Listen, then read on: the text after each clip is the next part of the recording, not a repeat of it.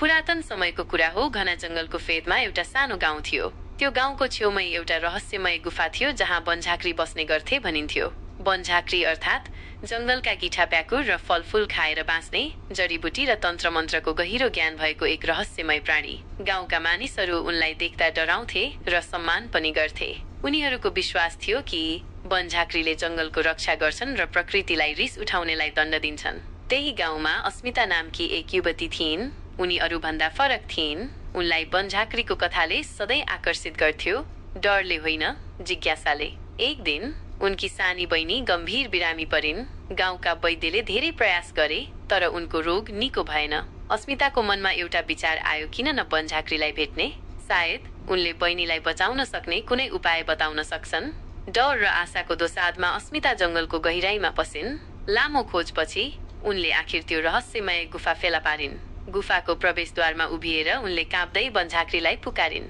केही क्षणपछि गुफाको अँध्यारोबाट एक वृद्ध आकृति बाहिर निस्कियो। उनको शरीर पातपतिङ्गरले ढाकेको थियो। आँखामा गहिरो ज्ञान र अनुभव झल्कन्थ्यो। अस्मिताले आफ्नो बहिनीको अवस्थाबारे बताउँदै बनझाँक्री सामु बिलौना गरिन्। उनको आँखामा आँसु टिल्पिलाएको देखेर बनझाँक्रीको कठोर मुहारमा केही परिवर्तन आयो। बनझाँक्रीले अस्मिताको इमानदारी र बहिनीप्रतिको प्रेम महसुस गरे।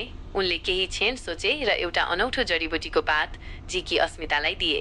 यो जडीबुटीलाई पानीमा पिसेर तिम्रो बहिनीलाई खुवाऊ, तर याद राख, यसको कुनै मूल्य छैन। केवल प्रकृतिप्रतिको सम्मान र तिम्रो हृदयको पवित्रता नै यसको प्रतिफल हो, बनझाँक्रीले शान्त स्वरमा भने।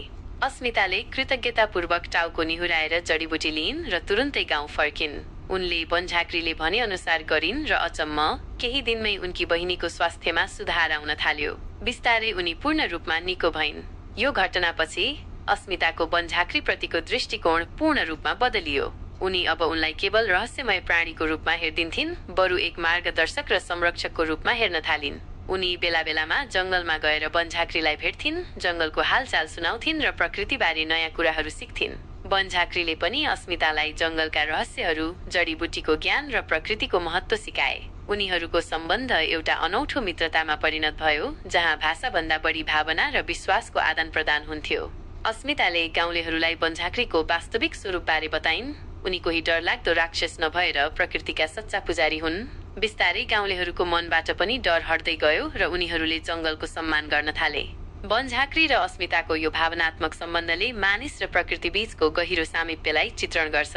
यसले देखाउँछ कि जब हामी डरलाई पन्छाएर जिज्ञासा र सम्मानका साथ अगाडि बढ्छौं, तब अनौठा र सुन्दर सम्बन्धहरू स्थापित हुन्छन् र हामीले प्रकृतिका अनमोल देनहरूलाई बुझ्न सक्छौं।